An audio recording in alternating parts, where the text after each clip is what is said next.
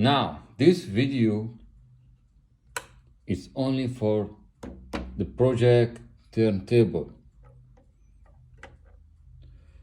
I'll tell you, to change speed from 33 to 45, now this is, as you can see, is 33, and this is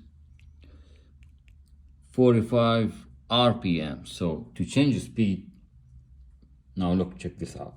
Just hold on a second. I want you to see.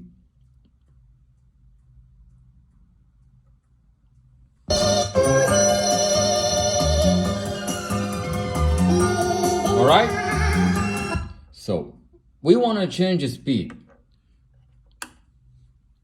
I couldn't find any video on YouTube, but I did instantly. You have to lift the platter up, and you bring this one up. Just hold on a second, because I'm using. Yeah. Okay.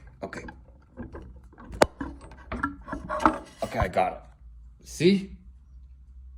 So this is the platter, all right? And this belt, you do it manually. You put it in here, the other pulley, like so.